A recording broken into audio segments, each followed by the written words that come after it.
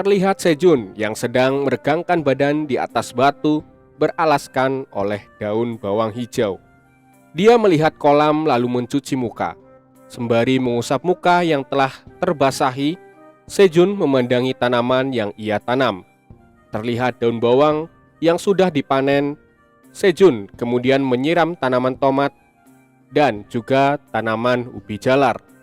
Rasanya menyenangkan, kata Sejun. Sambil melihat daun bawang hijau yang telah dipanen, banyak hal yang telah terjadi akhir-akhir ini.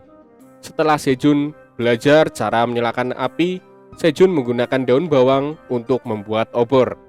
Dan obor ini membantu menjelajahi gua dengan mudah. Di sekitar kolam sangatlah gelap. Untungnya kita membuat obor, kata Sejun pada kelinci itu. Sejun tertegun melihat air di dalam kolam itu bergerak. Seketika ikan keluar untuk menyambar api dari obor yang Sejun bawa. Sejun segera menghindar dan kemudian ikan itu terjatuh di daratan. Sejun belum pernah melihat ikan ini sebelumnya. Di kolam kecil itu, mungkin karena cahaya obor, ikan itu tertarik dan itulah bagaimana Sejun bisa mendapatkan ikan di dalam gua ini. Sejun membakar ikan tersebut dan memakannya. Rasanya enak sekali karena baru pertama kali dia memakan ikan setelah tersesat di dalam gua. Wah, lezatnya. Dia menatap kelinci yang meneteskan air liur dan melihat Sejun memakan ikan tersebut.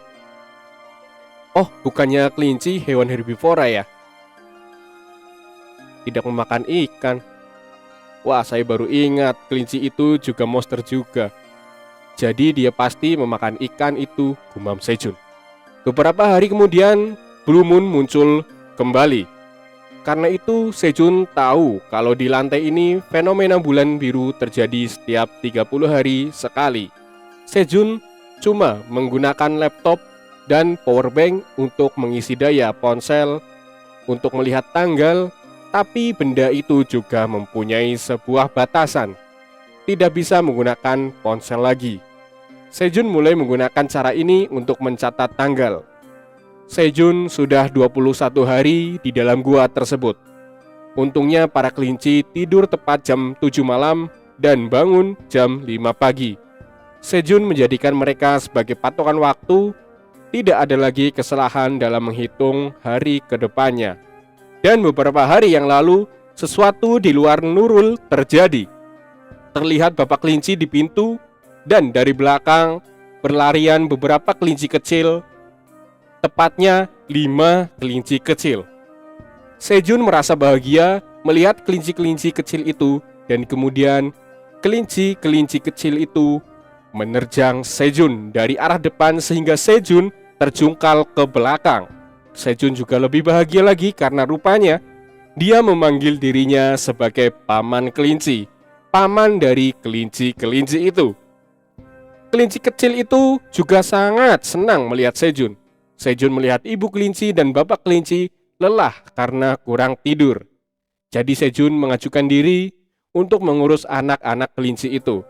Sejun membawa anak kelinci itu untuk melihat bunga tomat ceri. Terlihat tomat ceri sudah berbunga cukup banyak. Sejun jadi senang melihat anak kelinci bermain di kebun tomat ceri. Sejun berpikir bunganya sudah banyak dan ini seperti taman bunga baginya. Untuk menghasilkan buah, penyerbukan diperlukan. Jadi Sejun akan melakukan penyerbukan buatan seperti ini, satu per satu. Wah, pinggangku, melakukan hal ini sepanjang hari membuat pinggangku sakit sekali, kata Sejun. Sejun mengharap ada lebah ke kebun tomat ceri miliknya agar bisa melakukan penyerbukan secara alami.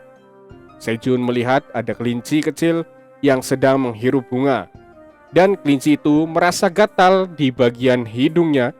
Kemudian seketika kelinci itu "Watsih!" bersin. Sontak membuat Sejun tertawa. Kamu tidak boleh menghirup serbuk sari bunga, kata Sejun pada kelinci kecil itu. Sejun melihat pohon tomat cerinya berbuah. Ia pun merasa senang dan gembira sembari mengangkat kelinci kecil itu. Hari ini adalah 1 hari sebelum terjadinya Blue Moon. Terlihat di langit-langit, gua cuacanya sangat cerah. Sejun memadamkan api dengan cara menyiram dengan air dan menginjak-injaknya. Lalu Sejun menyimpan api kecil di bawah batu dan menutupnya supaya tidak terkena angin. Sejun membuat baju kamuflase dari daun bawang hijau. Kemudian ibu kelinci menyuruh anak-anaknya untuk masuk ke dalam rumah.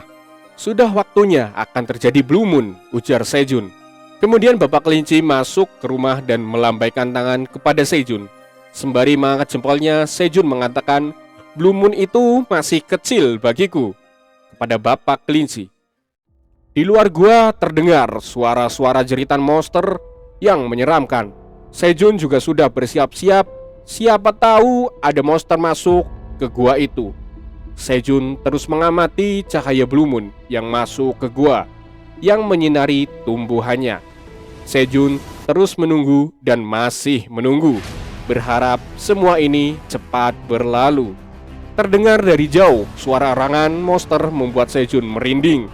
Sejun mendengar suara langkah kaki besar dari dalam gua. Lalu Sejun menoleh untuk memastikannya. Terlihat cakar besar yang menghancurkan tanah. Ada sosok monster besar berwarna merah dan melihat lubang gua tempat Sejun bersembunyi. Disinari oleh cahaya Blue Moon, monster itu terlihat besar dan menyerupai beruang. Monster itu menatap ke arah lubang gua. Sejun takut melihat monster itu. Kenapa ada monster seperti ini di sini? Gumam Sejun. Terlihat monster menatap dan meneteskan air liur. Sejun berharap monster itu belum melihatnya. Sebelum terlihat, Sejun diam-diam dan perlahan ingin bersembunyi, lalu menarik ranselnya. Tapi ransel itu terbuka dan menumpahkan semua isi dari ransel itu. Dubrak! Suara botol yang jatuh di tanah. Sejun hanya bisa menatap barangnya yang jatuh. Sejun ketakutan saat itu dan dia melihat ke atas lubang gua. Lalu terlihat monster beruang itu menatap ke dalam gua dan melihat Sejun di dalamnya. Sejun berteriak dan monster itu juga meraung dengan menyeramkan. Apa yang akan terjadi pada Sejun? Kita lanjutkan ke chapter 5.